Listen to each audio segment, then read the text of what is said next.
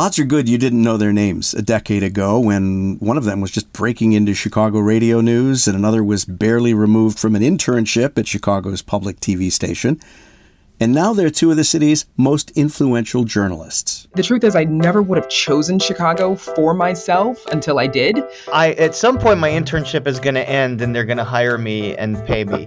Brandis Friedman and Schutz are multiple award-winning reporters and co-anchors for WTTW Television's signature broadcast, Chicago Tonight. I'm Charlie Meyerson with Rivet 360 and ChicagoPublicSquare.com, and this is Chicago Media Talks, a show in which people in Chicago media talk about Chicago media. Here's my co-host, my friend, and my Rivet 360 colleague, journalism strategist, Sheila Solomon. How is Chicago Tonight different from other local news shows in Chicago? We get this question a lot, and Paris can say, he can address this as well. I think we try to spend more time on our subject matter. And, that's no disrespect to our colleagues at, the commercial TV stations. There's a place for each of us in this market. But what's different is we spend more time on our subjects. So, a reporter package may be 3, 4, 5 minutes versus, the minute and a half that you'd probably get at other stations so that we can let it breathe and provide a bit more, context, sometimes analysis. You'll notice that we do, a lot of talk segments so that we can balance out a segment or just explore whatever the topic might be from different viewpoints, and allow folks to really share more of whatever it is we might be talking about that night. In addition to the politics and the education and the business and all of that stuff that we cover, we also give a good bit of time to the arts. We have an arts producer here as well as an arts reporter. And so we get to showcase, not just, the big arts organizations in town that we all know about, like Joffrey or Lyric or Chicago Symphony, but these two producers are really good at finding the art stories that you have not heard about and bringing those to our audiences as well. Our goal is to have our audience understand what's happening in Chicago and Illinois and the world at large. And, following the kind of mission of WTTW, to leave you enriched, to leave you feeling like you're more connected to your community. So we're not out there to chase ambulances or cover every single crime or police chase that happens. But, if we do cover crime, we want to talk about it in a way that, will help people understand this as an issue, help people maybe empathize with what's happening, and then, talk about what stakeholders are talking about as solutions. WTTW has gone through some big changes in the months leading up to your ascendance as co-anchors of Chicago Tonight. You lost a news director, forced out after just about a year on the job, and Phil Ponce and Carol Marine stepped down from their roles as two of the key faces of the station's news coverage. How's that affected the show and WTTW News overall? Well, we're just the last one standing, Charlie. It's certainly affected, I would say, workplace morale a little bit, but at the end of the day, we do the same show that we always have, and we have the same goals that we always have, and we're out there distracted by the reporting and by the journalism and by all the news that we have to report on and put into context. So the mission never changed through all of that. And, you mentioned Phil and Carol being gone. They're part of the DNA of Chicago Tonight, just like John Calloway, who started the show. So they're very influential on what we do now. And, I always just try to think about what Phil would do in a certain situation, or what Carol would do, or even what John Calloway, would do in a certain situation. So it's kind of like a family, all these things are sort of passed down through the generations, and the show really hasn't changed much. It might look a little different, the tone might be a little different, but those North Stars are still exactly the same of what John Calloway wanted and what Phil did and what Carol did, and even to extent Bob Surratt and some of the other folks that have been associated, Eddie Aruza, Elizabeth Brackett. And that is, as Brandis said, just the quality in-depth journalism, the context that we're providing, and the goal to really inform the community and make them feel connected to the city. Yes, there have been some changes. To the credit of our colleagues, everyone has really kept their head down and focused on the work. And I don't think any of us allowed ourselves to really be distracted by any of that other stuff that was going on. Obviously everybody noticed it and we all recognized it, but that wasn't really the focus. We kept our focus on the work.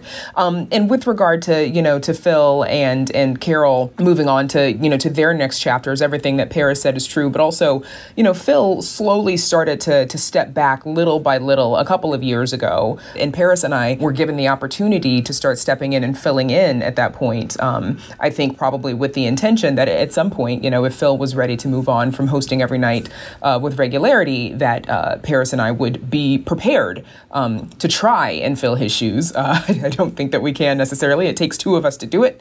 But I think we've been given ample time to prepare for this moment.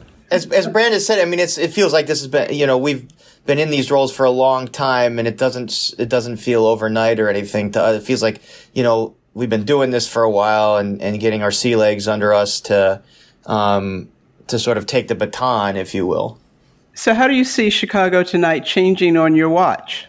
I feel like the show is not necessarily mine to change, only that, we are very collaborative here. I think all of us, take a lot of ownership on this show. And so at the moment, I don't predict any major changes. Obviously, I think all of us, there are, ways we can always work to be better or different or to improve or provide our audiences with something more, something different. Over the last year, it is obvious with the expansion to the two other shows, Chicago Tonight Latino Voices on Saturday and Chicago Tonight Black Voices on Sundays, it is clear that we have included and diversified our coverage a little bit more, right? Covering those communities that, as evidenced by what we saw last summer, did not feel they had been covered and heard enough. And so I think we'll definitely keep that going, obviously. I agree with Brandis there, and I'll just add in, as a staff, I think we've started to talk a little bit about the big picture, long term, how can we meet our mission best, in this day and age as things change, as platforms change. I think it's really good to every now and then just kind of do inventory here at Chicago Tonight and see what is it we're doing well, what is it we can improve on, do we need to change some things? So I can tell you, we are having some of those discussions. There might be things that we want to change. We just don't know what those are yet. The North Stars don't change. We want to remain balanced. We want to remain a place where everybody can trust the information. And in this day and age, trust is so important when you have such a bifurcated media landscape and social media where everybody's just kind of turning to, whatever satisfies their preconceived bias. So, I'll say personally, I feel like an added responsibility that we need to be the vanguard of that traditional sense of, journalism and trustworthy journalism and balanced journalism that everybody, no matter what your opinions are or what your ideologies are, can trust to get reliable information. Coming up, how these two journalists found their way to the anchor seats. Chicago Media Talks is sponsored by Sun Fun U Mediterranean Voyages. When you need a break from all the news and from the windy city itself, join Sun Fun U for a week yachting through the Mediterranean, learning history of the region and playing in the sea. To make trouble seem a world away, visit Sun Fun U and sign up for a voyage this summer. Paris, you started at WTTW as an intern in 2005. Back then, what was your dream job? Well, at some point my internship is going to end and they're going to hire me and pay me. No, I'm kidding, Charlie.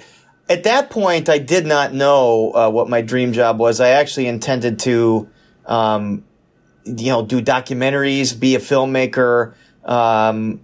I was also a musician. I am a musician, and I was like, well, maybe I'll do that as a career. I really was kind of all over the place. But the internship with Chicago Tonight, and by the way, I applied to intern with Chicago Stories, which was a documentary unit that we had at the time. They didn't need an intern. They sent me to Chicago Tonight, who did need an intern. I was like, okay, I guess I'll do that. And that's where I kind of caught the bug of local news again and live television. And just as an intern, I was just being a part of these stories that I remember as a kid that shaped the city of Chicago and the region, and meeting some of these players, the political players, and the local newsmakers that again, that I had read about and watched. That was pretty exciting.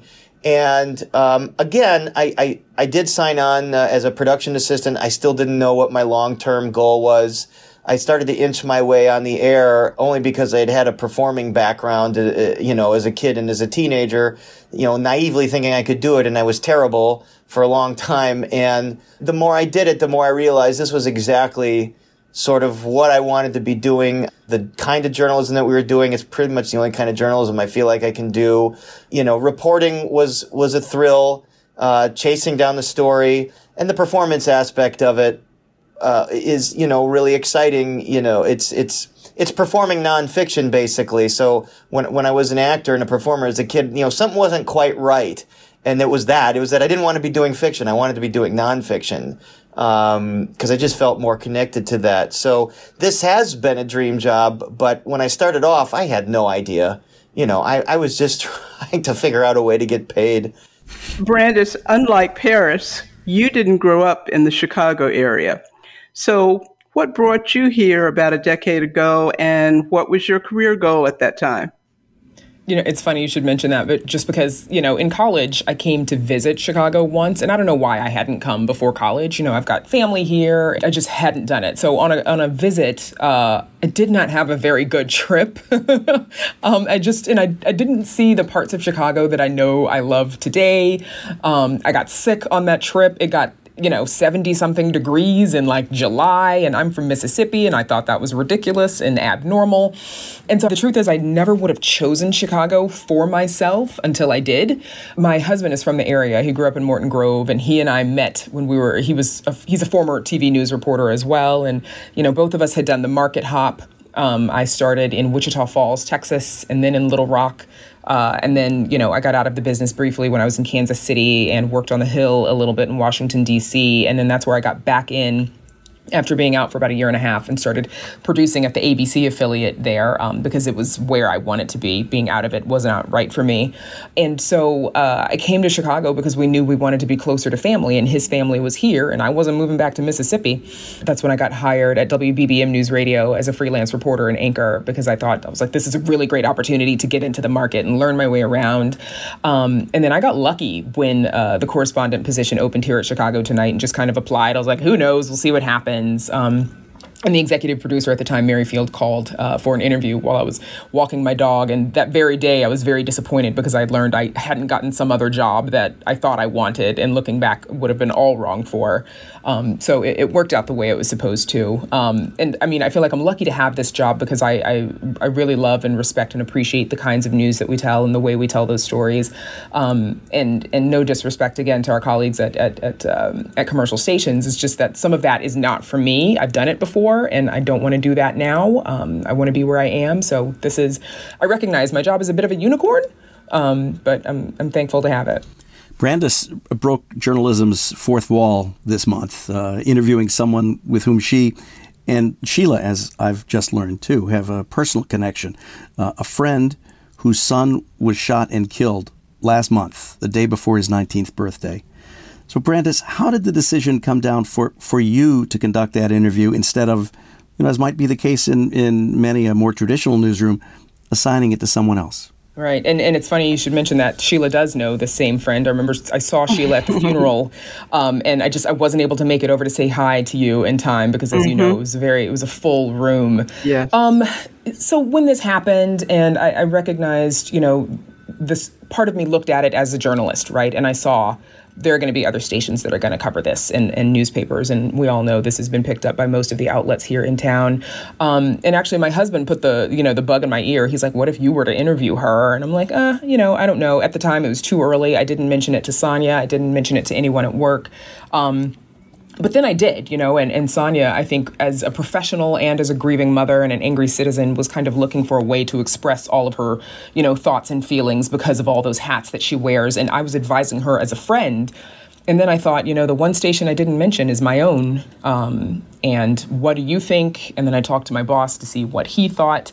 And I wanted to be sure that, if I'm going to do it, that, I've got a trusted producer kind of looking over my shoulder to make sure that I'm still practicing the journalism that that I'm supposed to be practicing. In this instance, we decided to have me do it instead of someone else, just because, we don't interview, sadly, a lot of grieving mothers at Chicago Tonight. As Paris said, we sort of cover a more comprehensive, the issue of violence, but not each and every instance of violence, which sadly happens far more than it should. And if I were to interview this particular grieving mother, it was her stepson, Miles Thompson, who was killed, we'd have a different conversation because she and I know each other. And mother to mother, both of us, she and I have a lot in common. We're both former Mississippians, Ivy League grads, now living in Chicago. We both have sons. And so that conversation is much more intimate than one that I would have gotten had I interviewed a grieving mother with whom I'm not friends, or had we allowed someone else in the station to do it. And I think that was our intention. Our intent was to make it different, to make it a little bit more intimate than it might have been otherwise. That segment was produced for WTTW's relatively new show, Black Voices. What is different, if anything, about your approach to that work and that show compared to your role at Chicago Tonight? The standards are the same, we still want to make sure that we're providing viewers with news that has impact. And of course, we have to be, fair and balanced and accurate. And all of that is the same. But we get to experiment with that show just a little bit more. It's a younger show, obviously. It hasn't been on the air a year just yet. And so we play around a little bit more with like this kind of segment or that kind of segment. There are days we'll run a segment on Black Voices that can re-air on Chicago Tonight the following week for a slightly different audience, and vice versa. But not every segment that runs on Black Voices would also run on Chicago Tonight. And so I guess it's kind of hard to describe what the differences are. I can't quite put my finger on it. But we certainly examine what it is like to be a Black Chicagoan on that particular show, the issues that affect Black Chicagoans. But that does not mean that all the guests are only Black people, right? Because we also want anyone who is watching the show, not just a Black audience, but anyone who's watching the show comes away with an idea of what it is like to live a Black Chicagoan experience. Now, Latino Voices is another relatively new show on WTTW, and it's focusing on, of course, a different ethnic group. So what are the pros and cons of having news shows devoted to specific demographics? Well, I think the pros are obviously, as Brandis said, is giving these communities a chance to share their stories and to elevate their stories and their experience to a broader audience, which, by the way, the shows are meant for everybody. It's not simply Latino voices for a Latino audience or Black voices for a Black audience. And I mean, I'll only say from my own experience last year reporting in the pandemic, going from neighborhood to neighborhood, we were in a different neighborhood each night for about 5 months, but a lot of those were the Black and Hispanic neighborhoods of Chicago. And one of the things that was evidently clear in doing that is, I didn't understand my own city as well as I should have. And I think most Chicagoans don't. And there were just a lot of things I learned about neighborhoods on the South Side or the West Side that you would never hear in local news coverage, because, when a newsworthy event that happens in a lot of those communities tends to be the negative event, tends to be when there was a crime or when there's a shooting. And what happens is that skews the audience's perception of what really characterizes life in those neighborhoods. So obviously this weekend you had the tragic shooting and killing of the police officer Ella French in West Englewood or in Englewood. And it is tragic and it's a huge newsworthy event. But what happens is when we only cover the negative stuff, that we think that, that's the only thing that defines life in Englewood is crime and murder, or in Austin, or in Pilsen, or in Belmont Cragen, or something like that. And doing the kind of reporting that's done on Black Voice, Latino Voices, or that we did last year with this neighborhood stuff is you get a different story. You get a different picture. Like, it's complicated. There are really bad things. The crime is really a part of daily life here, but there are also really amazing things. There's so many people that work in organizations that try to help people, whether it be mental health or whether it be crime prevention or all this. And there are people, Black and Latino middle-class Chicagoans that live in these neighborhoods that swear by them, that won't leave, even though the problems are bad. So the true story is a much more mixed picture. There are some wonderful parts of Englewood. There's some wonderful parts of Auburn Gresham. And maybe this is a way to help change this skewed perception in the audience that the only thing that characterizes life in parts of Chicago is crime. It's not true. It's a big part of life, but there are also really other wonderful things that characterize life in these neighborhoods. And I'll just say the cons, because you asked. I mean, we've gotten some letters saying, well, it's too narrowly focused. And, what about other groups? What about Asian Americans? What about LGBTQ? I mean, I think all those things are fair, but I think that, Chicago Tonight tries to just incorporate, again, all these points of views and all these communities, so that we all understand each other better, basically. I have gotten some tweets, not a lot. I haven't gotten a lot of emails necessarily, but some folks who, have something to say about it being, Black voices. I've gotten a tweet that says racist propaganda hour. It shows a half hour. It means that person doesn't even watch. And I really ignore those tweets only. The only, value to those tweets is a reminder that there are folks out there who think that way. And, I'm not signing up necessarily to change their minds. If they do, great. But I'm signing up to do the job that I'm doing. And I don't really pay a whole lot of attention to those tweets unless someone has, a valid, something that they actually want to discuss. But that's not what's happening in those tweets. Paris, how is WTTW expanding its team of reporters and producers and videographers now? I think most of the expansion lies on the online side of things. I mean, we've really beefed up that operation in recent years to where we have dedicated beat reporters that are exclusively online. We look at people like Heather Sharon, who covers City Hall, and she's just pumping out 3 stories a day. So, I think she's going toe-to-toe with some of the newspaper reporters there. And we'll have her on the Chicago Night program every now and then, kind of debriefing her reports. And we have folks like Patty Wetley, who does the environmental beat. We do Matt Masterson, who's doing kind of criminal courts and education. And Kristen Tometz, yeah. So we've really tried to make this a 24/7 news operation, especially online, where we have people covering beats. And, it's not just at 7 o'clock at night, which is when Chicago Tonight comes on, where you're going to get, a Chicago Tonight journalism. You can get it 24/7 when you refresh, the website, and it's designed for you to check it at all hours of the day, so that we have our reporters kind of keeping up to speed on what's happening in the city. So that's, we recognize that at some point, we've been talking about this for years, but the singularity is going to happen where the platform really doesn't matter, whether it's TV or streaming or online or social media. It just the content that matters. And we will have to master all of those platforms.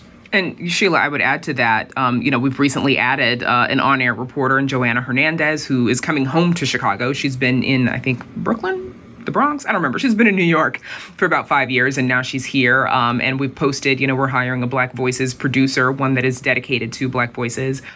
Closing thoughts, Charlie. As you know, Sheila, I spent a good chunk of my day cruising Chicago's many, many news websites. We're lucky to have so many in this town. And I haven't been shy about saying that most of the city's commercial TV and radio websites suck. Can I say that on this podcast? I think so. They're ugly. They're riddled with typos, editing failures, factual errors. Channel 11's is a cut above, and I wish other broadcasters would take note. Your closing thoughts, Sheila? The other day, a friend texted that I should look for her in an interview on Sunday's Black Voices and Monday's Chicago Tonight. And her text reminded me how important it is to have a broadcast outlet that centers its storytelling on even more of the diverse voices that make up Chicago. Closing thoughts, Paris.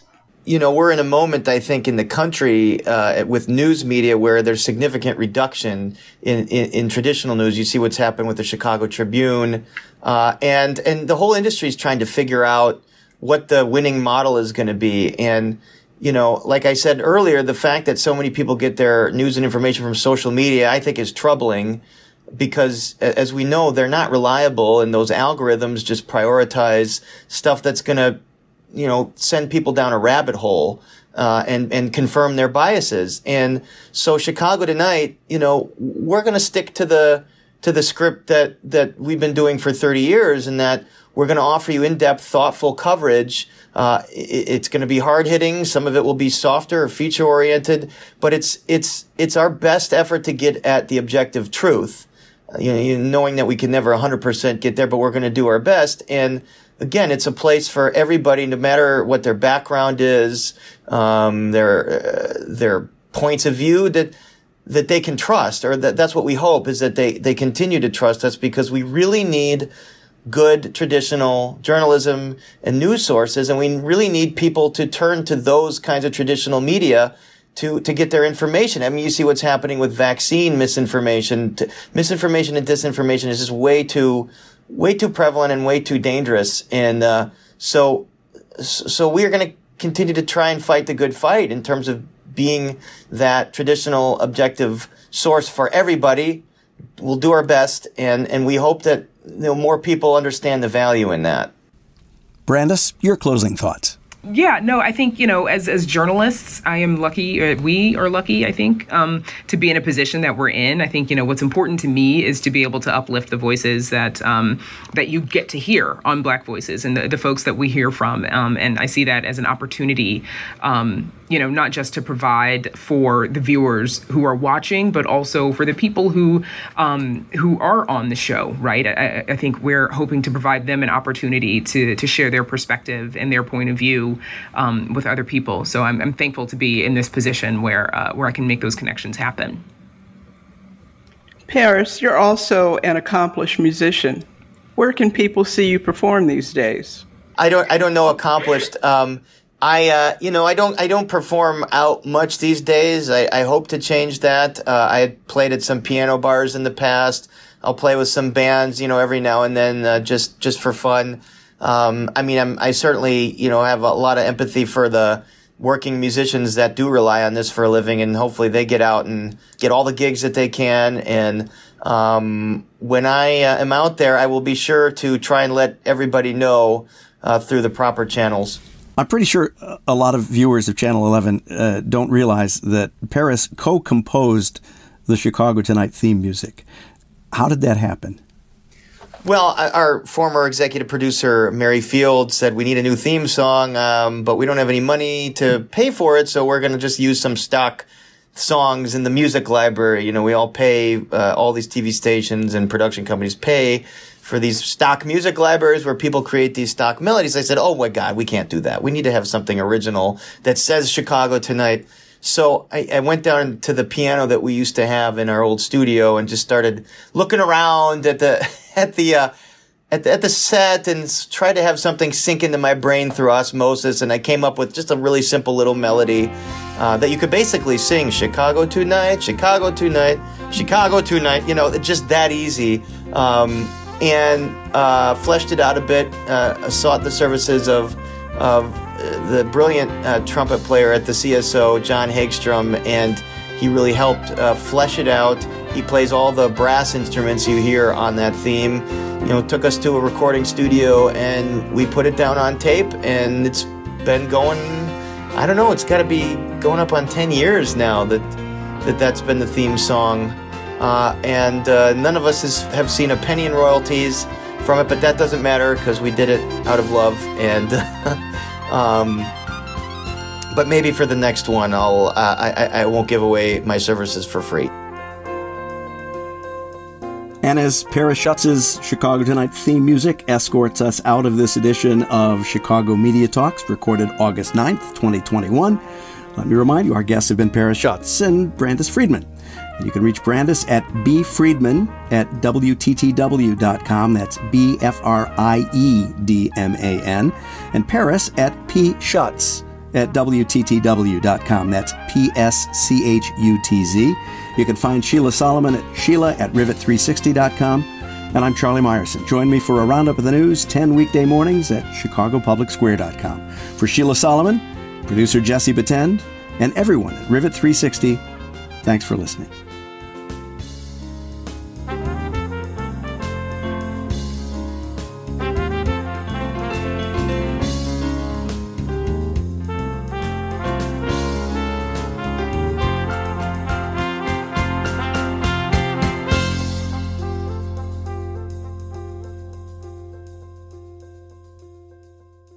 If you're looking for another great Rivet podcast, we recommend Elevating Voices, Ending Hunger, brought to you by Feeding America.